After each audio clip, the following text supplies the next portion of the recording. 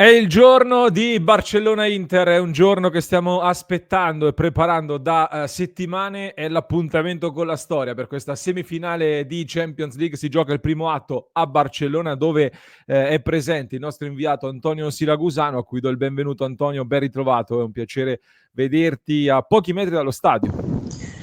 Ciao Lorenzo, un saluto a tutti, assolutamente sì, perché mi trovo vicino a Plaza Espania e alle mie spalle invece vedete il castello di Montjuic e dietro il castello poi c'è tutto il parco di Montjuic, una zona immensa. Difatti da qui sono 15 minuti a piedi per raggiungere lo stadio, meno tragico di quel che sembra perché in realtà ci sono delle scale mobili, quindi facilitano l'approdo, l'arrivo allo stadio, altrimenti sarebbe stata una follia, ecco, arrivare lì in cima. Come puoi vedere, giornata molto gradevole, una ventina di gradi quest'oggi qui a Barcellona, un po' di vento, però insomma non sarà assolutamente invalidante per questa sera. Quindi ci godremo un grande spettacolo. Io, Antonio, ammetto, l'ho scritto nel club di Passione Inter, dove tra l'altro vi invito ad entrare, www.passioneinter.club, la nostra community con interisti di tutto il mondo. Stamattina appena sveglio, quando ho visto in programma Barcellona-Inter, è salita quella tensione, quell'adrenalina. Davvero sto vivendo una giornata come poche altre volte da quando seguo l'Inter, quindi davvero non vedo l'ora di vivere questa partita. Un flash ti chiedo, così diamo tutte le informazioni, tra poco parliamo anche di tattica, delle probabili formazioni, le scelte, come si può cercare di superare questo turno e tutti gli altri temi. Sono state alcune ore turbolente a Barcellona, non solo sul tema blackout, se ci fai un flash di quello che è successo. Sì, sostanzialmente 48 ore fa è andata via la corrente non solo qui a Barcellona, ma in tante zone della Spagna, soprattutto a Madrid. Ci sono stati effettivamente nella giornata di lunedì dei disagi per circa 6-8 ore per quanto riguarda voli, treni, chiaramente servizi anche per quanto riguarda la città, però vi posso assolutamente assicurare che da ieri per quanto riguarda i trasporti, l'attività è ripresa al 100%, almeno qui a Barcellona, per cui non ho riscontrato disagi né nella giornata di ieri, nemmeno questa mattina. Dunque, per quanto riguarda la partita di questa sera, si gioca ovviamente al 100%, ma anche il programma dell'Inter ieri vi posso assicurare che è andato tutto secondo quelli che erano i programmi con la squadra che alle 17 è partita da Milano, successivamente è arrivata qui a Barcellona e già alle 19, intorno alle 19 è arrivata allo stadio per il consueto walkout sul terreno dello stadio olimpico Montjuic e poi alle 19:15 la conferenza stampa di Simone Inzaghi. Dunque, per quanto riguarda il blackout, è completamente rientrata la situazione qui a Barcellona e in tutta Spagna.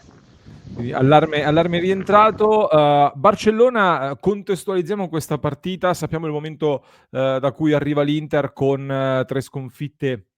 consecutive che però fanno parte di una storia a parte, perché in Champions League abbiamo visto un'altra Inter e poi tra poco ne parleremo. Il Barcellona arriva dopo aver vinto intanto la Supercoppa spagnola e la Coppa del Re proprio sabato scorso contro il Real Madrid, è in semifinale di Champions League, non va in finale dal 2015, addirittura l'ultima semifinale in 10 anni è stata quella del 2019. In campionato è prima con 4 punti di vantaggio sul Real Madrid e quindi insegue anche questo triplete che Hansi Flick ha già fatto al Bayern Monaco nella stagione 19-20. Un Flick che, Antonio, l'ho ascoltato ieri, mi è sembrato molto cauto comunque nell'analizzare l'Inter e questa partita. L'ambiente spagnolo invece lo vedo un pochino più esaltato, soprattutto dopo la vittoria sul Real in rimonta. Sì, c'è grande convinzione. Rimanendo su Flick, sono diventate virali le immagini della rifinitura di ieri perché si è parecchio arrabbiato con alcuni calciatori che hanno fatto ritardo alla rifinitura. Questo ci fa capire non solo il carattere dell'allenatore, ma anche quanto sia concentrato e focalizzato su questo match. In generale, però, trovo tanta convinzione, non solo nella squadra, quello ci può stare perché, come dicevi tu, i numeri sono dalla parte del Barcellona, sta disputando una grande stagione in tutte le competizioni e ha grande talento poi a disposizione, ma anche nella stampa, perché ieri tutte le domande dei giornalisti spagnoli andavano sul Barcellona, sul Yamal, sul paragone tra Yamal e Messi, non solo le domande a Inzaghi, ma anche le domande a Lautaro, quindi tutto solamente riguardava il Barcellona. Invece l'impressione è che stiano sottovalutando anche l'Inter, no? Questo è quello che ho potuto cogliere io dalle domande, da quanto si diceva ieri in sala stampa dai colleghi spagnoli e catalani.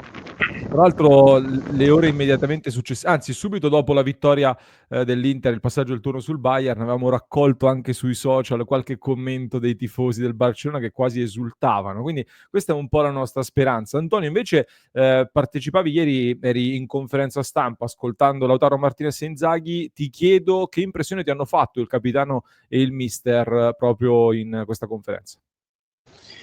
Parto da Lautaro Martinez, l'ho visto concentrato tantissimo, si è concesso solamente ad una battuta, come ha detto, rispetto all'ultimo incrocio con Barcellona. Qui a Barcellona sono solamente invecchiato, ecco. Per il resto molto concentrato e anche un po' arrabbiato, ma ci sta, perché l'Inter viene da 3 sconfitte di fila, è forse il momento più difficile che sta affrontando da capitano, quindi anche per lui è una situazione un po' delicata da gestire dentro lo spogliatoio a livello di leadership. Per quanto riguarda Inzaghi, invece, l'ho visto molto sereno nelle risposte, nella gestione complessiva di quella che è stata ieri la conferenza stampa, il suo arrivo allo stadio. L'unica volta in cui si è un po' indispettito quando si è parlato del tema fisico, di un Inter che è sembrata stanca del tema di Marco, ecco lì ha cambiato completamente espressione, ha tirato fuori il petto, ha voluto ribadire che invece quest'Inter sta bene, che quella contro il Bayern Monaco è stata una partita, quella di ritorno, in cui l'Inter ha speso tante energie sotto l'aspetto fisico, ma in cui comunque ha retto, ecco, guadagnandosi anche la qualificazione in semifinale, e ha voluto ribadire soprattutto questo concetto. Io, Antonio, aggiungo un dettaglio perché qualcuno in queste ore ha parlato anche del futuro di Inzaghi e ha detto che è stata una conferenza in cui sembra aver fatto dei bilanci, come a dire è la fine di un ciclo e facendo presagire un possibile addio a fine stagione. Io personalmente non ho avuto questa sensazione, anche perché mi sono riascoltato la conferenza stampa, lui fa dei bilanci in risposta ad una prima domanda di un giornalista che gli chiedeva di fare un bilancio, evidentemente. Quindi è stata proprio la prima domanda che ha indirizzato una risposta in cui gli dice qualcuno aveva detto che sarebbe stato difficile arrivare tra le prime 4 in Italia, si riferisce chiaramente al suo primo anno all'Inter, qualcuno ci ha visto anche una punzecchiatura eventualmente da Antonio Conte, non lo so, secondo me stiamo viaggiando un pochino oltre, però è stato un Inzaghi, mi è sembrato comunque tutto sommato sereno, che ci ha dato anche degli spunti sulla formazione, perché si è abbastanza sbilanciato. Ci ha dato degli spunti interessanti perché innanzitutto giocherà Di Marco e non era scontato, lo ha ribadito, anzi l'unica certezza è che giocherà Di Marco, evidentemente vuole trasmettere un segnale ad un calciatore che non sta attraversando un gran periodo di forma. Qualche dubbio in più ce lo teniamo dietro, anche se viste le ultime notizie l'impressione è che Bissek possa giocare da braccetto di destra, visto che De Vrij, anzi scusate, Pavard non sarà del match per la distorsione alla caviglia sinistra. De Vrij invece è uno di quei calciatori in Sì. ballottaggio, sia lui che Darmian, l'ho detto anche ieri in conferenza stampa, perché De Vrij potrebbe anche giocare sul centro-destra, però al momento sembra nettamente in vantaggio Bis, che poi l'ultimo grande nodo del match riguarda Marcus Thuram, che rientra da un affaticamento muscolare. Ieri mattina però si è allenato regolarmente in gruppo ed è stata anche divertente, come sempre, l'immagine di Thuram che scivola sui Sì. palloni all'ingresso in campo da Piano Gentile, ed è stata anche rassicurante perché ci fa capire che il giocatore sta bene, altrimenti Inzaghi si sarebbe arrabbiato tantissimo. Non si è sbilanciato su Thuram Inzaghi in conferenza, ma l'impressione è che partirà dal primo minuto in coppia con Lautaro, anche perché è stato provato dal primo minuto insieme a Lautaro Martinez. Ci ha fatto capire anche che Dumfries sarà evidentemente dal primo minuto un recupero importantissimo. Ha escluso poi un'ipotesi che era circolata in queste ore, quella di poter vedere eventualmente Frattesi a supporto di Lautaro Martinez, è stata esclusa totalmente da Inzaghi, che invece eventualmente schiererà Arnautovic, probabilmente o Taremi. Questo è il ballottaggio, visto che Corea poi è fuori dalla lista Champions. Un flash, Antonio, tu che ne pensi della scelta di Marco Carlos Augusto? Cioè Carlos sulla carta sarebbe quello più in forma. Di Marco purtroppo dal suo lato nelle ultime partite sono arrivati dei gol, ma Inzaghi gli ha voluto dare anche una grossa fiducia proprio con le sue parole. Una scelta non dico azzardata, perché Di Marco lo conosciamo benissimo, il Di Marco in forma, chiaramente è un giocatore che fa la differenza, però di fronte c'è Lamine Yamal, quindi poteva essere anche una scelta conservativa quella di mettere Carlos Augusto, invece no, Inzaghi vuole trasmettere un segnale, l'Inter se la vuole giocare con le proprie idee, con coraggio, senza chiudersi dietro, perché quando poi decidi di mettere una formazione del genere con Dumfries che rientra, e Dumfries lo sappiamo quanto può cambiare, quanto può spingere in questa Inter, dall'altra parte di Marco, quindi due esterni super offensivi, questo significa che Inzaghi se la vuole giocare già a partire dal match di andata. E questo ci collega poi alla formazione del Barcellona. Tra poco, Antonio, ti libero. Barcellona che schiera, giustamente hai parlato della Lamine Yamal, quantità di talento impressionante veramente in questa squadra. 4-2-3-1 la probabile formazione, con Szczesny in porta, Koundé, Cubarsí, Inigo Martinez e Gerard Martin a comporre la difesa. C'era qualche dubbio anche sulla possibilità di inserire Araujo centrale con Inigo Martinez, che potrebbe andare a sinistra. Questo poi vedrà, sarà la scelta finale, lo scopriremo. Spostare Inigo Martinez sarebbe una scelta un pochino più conservativa con Araujo, mentre Martin, poi lo vedremo anche nell'analisi tattica, si sbilancia un po' in avanti. Pedri, De Jong sulla mediana, Yamal, Dani Olmo, Rafinha alle spalle di Ferran Torres che sostituisce Lewandowski. C'è anche un altro tema del possibile inserimento di Fermin, che sarebbe un pochino più offensivo, andrebbe di più ad affiancare Ferran Torres come ruolo, però dovrebbe essere questa. Ti chiedo, Antonio, se ci fai anche una panoramica per chi conosce meno il Barcellona magari. Sì, dicevi bene di quel ballottaggio in difesa con Martin che viene individuato come il punto debole di questo Barcellona, quindi attenzione al duello Martin-Dumfries. Credo però appunto che giocherà Martin con Inigo Martinez centrale, in coppia con Cubarsí, sono i due centrali titolari del Barcellona. Interessante anche il ballottaggio Dani Olmo-Fermin Lopez, credo che giocherà Dani Olmo per una ragione, perché Fermin Lopez è uno di quelli che spacca la partita e l'ho dimostrato nel classico, ed apre anche un altro tema della profondità della rosa del Barcellona. È vero che fuori ci sono calciatori come Lewandowski, Balde, altra assenza pesante, però quelli che ha a disposizione Flick sono comunque dei calciatori di altissimo livello, quindi noi vediamo tanto talento, Yamal, Rafinha, Ferran Torres, calciatori che tutti conoscono benissimo, che nell'uno contro uno poi diventano complicati da fermare, c'è poco da dire, però poi Dani Olmo è uno dei calciatori che ha sempre il guizzo, e ripeto, attenzione a Fermin Lopez perché a partita in corso è un giocatore che può cambiare tanto la partita, e lo ha fatto nel classico del resto, quindi poi a centrocampo De Jong è un po' l'equilibratore di questa squadra, Sì. Pedri è fantasia ma non solo, perché ha statistiche sul recupero dei palloni che fanno impressione qui in Spagna, ma non solo, anche se comparati con il resto delle formazioni europee, quindi è un centrocampo completo che corre tanto e che ha parecchia qualità, perché abbiamo visto tutti il gol di Pedri nell'ultimo classico, quindi sono giocatori che hanno pochi punti deboli. Il problema dell'Inter potrebbe essere questo. Vedremo però, perché comunque in tanti hanno giocato 120 minuti, Pedri non li ha giocati tutti, però è arrivato sfinito nel classico, Sì. quindi il tema fisico anche in Barcellona va tenuto d'occhio. Potranno contare su una maggiore brillantezza a livello di carta d'identità, considerando che è una squadra molto più giovane, con un'età media di 24,9 anni contro i 29,3 dell'Inter. Io, Antonio, ho qualche piccolo punto debole per poter sperare, l'ho individuato e ne parlo adesso nella nostra breve analisi tattica. Per il momento ti ringrazio e ridò appuntamento ai nostri ascoltatori, chiaramente con il tuo intervento anche in live, come al solito per il pre-partita, quindi vi invito a cliccare subito sul tasto iscriviti. Grazie Antonio, come sempre. Grazie a te Lore, a stasera, un saluto a tutti. E buon lavoro al nostro Antonio Siracusano da Barcellona. Rimaniamo però ancora un attimo per farvi vedere quelli che sono, secondo me, dei potenziali, dei possibili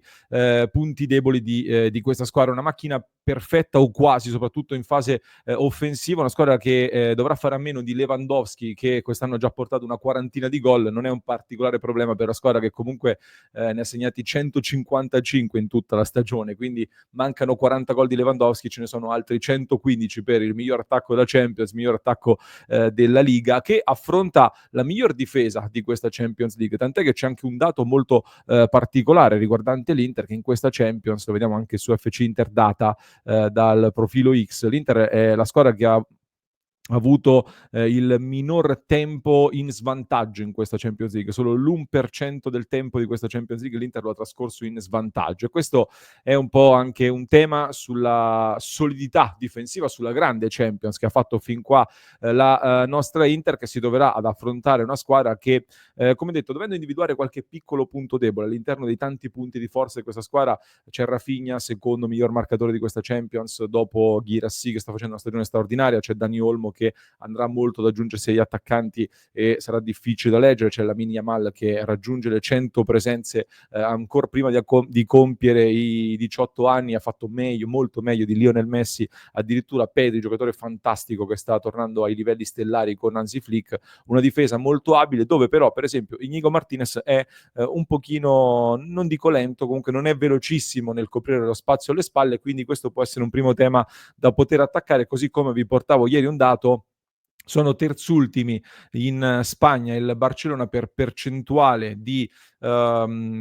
diciamo, di parate del portiere, quindi sulle occasioni che vengono generate, ecco, non sono proprio così precisi i portieri del Barcellona nell'evitare i gol subiti, e anche sui cross sono agli ultimi posti per cross intercettati, quindi possono essere dei temi che possiamo andare a sfruttare, ma soprattutto un dato curioso che vi do è che contro il Barcellona quest'anno sono stati annullati 33 gol per fuorigioco, ragazzi. È vero, questo dato è veramente clamoroso. Hanno annullato 33 gol per fuorigioco contro questo Barcellona, perché? Perché questo Barcellona gioca con una difesa clamorosamente alta, gioca con la linea difensiva praticamente a ridosso del centrocampo, lo fa con grande fiducia, con grande convinzione nei propri mezzi, anche contro squadre fortissime come il Real Madrid, e questo lo vedete anche nella linea sempre molto alta, questa linea a 4, ed è una delle caratteristiche principali di questa squadra, che poi fa della riaggressione, soprattutto dell'asfissiante pressing, una delle sue principali caratteristiche. Una squadra questa che non ti fa respirare, appena tocchi il pallone comincia a fare la tua trama di passaggi, viene ad aggredirti, se perdono palla cercano subito di riconquistarla con 3 o 4 giocatori che vengono ad attaccarti. C'è un impianto chiaro nel gioco di Hansi Flick, che è quello di costruire poco dalla difesa. Loro vogliono andare subito in avanti, tant'è che si dispongono con il portiere che gioca molto in una sorta di 3-4-4, se includiamo nel conteggio anche il portiere, o comunque cercano di alzare subito i terzini, compongono una linea a 4 e davanti si crea una linea a 4 con Rafinha, Yamal larghi e Dani Olmo che si aggiunge a Ferran Torres, che rispetto a Lewandowski è molto più abile nel muoversi, nel buttarsi nello spazio, molto più profondo e verticale, come è questo Barcellona, che tocca pochissimo il pallone coi difensori, va subito dai centrocampisti, cercano subito di dialogare per vie centrali per innescare la profondità, in particolar modo di Ferran Torres, che non sarà Lewandowski, ma è un giocatore che sta avendo quest'anno dei numeri clamorosi, con 18 gol segnati in 37 partite, di cui solo 16 partite da titolare, quindi anche lui è un giocatore che veramente segna tantissimo in questa formazione. Cosa significa questo? Che affronteremo un Barcellona con tante armi tattiche e tecniche, una squadra molto equilibrata, ha tantissimi modi per andare in gol, tant'è che è una squadra che passa soprattutto dal gioco, ma segna anche di testa, come abbiamo visto con Koundé, che a destra è forse il miglior laterale destro al mondo in questo momento. E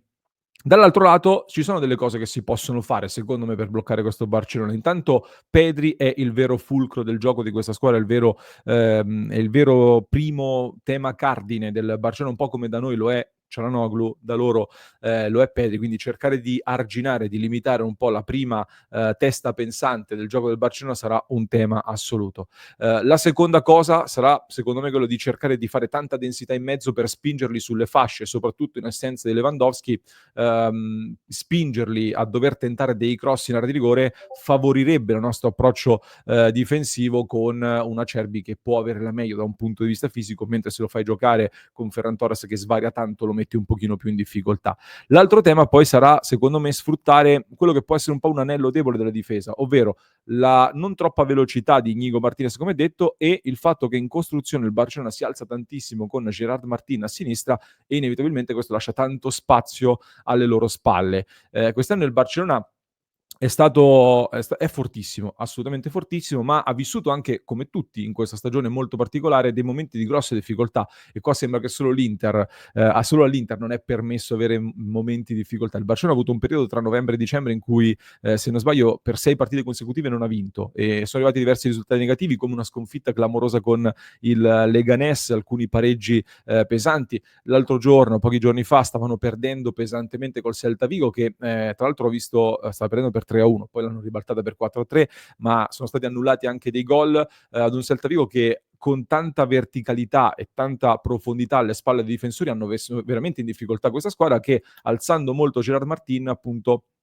ci concederà tanto spazio qui sulla nostra fascia destra. Ciò si traduce chiaramente in una grande possibilità per Dumfries di andarsi a prendere quello spazio. C'è da capire come sta Dumfries, che contro la Roma ha fatto molto bene in fase offensiva, ma dietro non si è dovuto preoccupare molto. Quindi il tema sarà anche di quanta tenuta avranno i nostri giocatori e quanto riuscirà Dumfries a fare questa doppia fase, così come quanto Thuram riuscirà a fare questo lavoro nell'andare ad attaccare alle spalle i difensori. E dal mio punto di vista, quindi Thuram e Dumfries possono essere dei giocatori chiave. Sarà fondamentale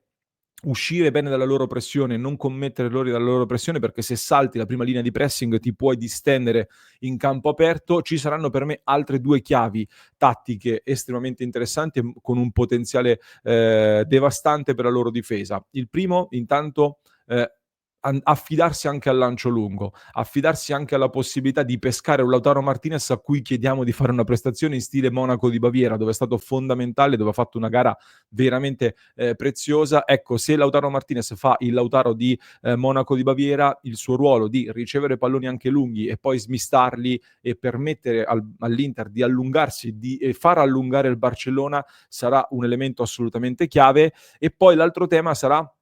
l'inserimento anche dei giocatori, tra virgolette, "insospettabili". Perché? Perché il dato dei fuorigioco ci fa capire che il Barcellona tiene la linea molto alta e questo porta quindi spesso gli attaccanti come Dumfries e Thuram che proveranno ad attaccare potrebbero finire in fuorigioco. Ecco, un Mkhitaryan che invece, avendo riposato contro la Roma, così come Bastoni, un Mkhitaryan che parte da 10 metri più indietro, diventa una situazione più difficile da leggere negli inserimenti e questo potrebbe essere una chiave per quindi non finire in fuorigioco e colpire alle spalle la loro difesa con il giocatore come Mkhitaryan che ha queste caratteristiche, anche Barella le ha. Mkhitaryan forse un po' più palla al piede, tra l'altro, mentre Barella può andarsi a buttare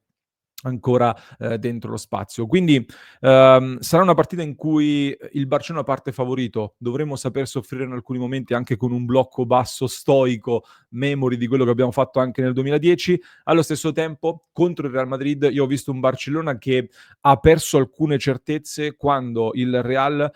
si è preso dei rischi con dei giocatori di personalità. Quando Bellingham, dopo circa 30 minuti di dominio del Barcellona, spacca in due il Barcellona con un'azione personale, lì il Barcellona ha un attimino titubato, ha un attimino tremato e abbassandosi in difesa con il blocco basso non è imperforabile, anzi hanno perso delle certezze e lì anche noi possiamo andare ad attaccarli, anche se non abbiamo Bellingham, anche se non abbiamo un Mbappé da mettere in campo, abbiamo però una squadra che è molto forte e che ci deve credere perché lo può fare, perché si può fare. Affrontiamo forse la squadra più forte, ecco, tra le 4 semifinaliste che sono arrivate fino a questo punto, ma se c'è un modo proprio per vincere questa partita è essendo squadra, facendo gruppo e cercando di tenere in bilico, ecco, il risultato per poi giocarcela al ritorno a San Siro tra una settimana dove si va verso il tutto esaurito e il nostro pubblico speriamo che darà questa spinta finale per riprendersi questa finalissima di Monaco di Baviera. Io ragazzi mi sto gasando moltissimo, spero di avervi dato una bella preview di questa gara che analizzeremo in diretta questa sera come sempre, quindi vi invito a cliccare sul tasto iscriviti per vivere con noi la gara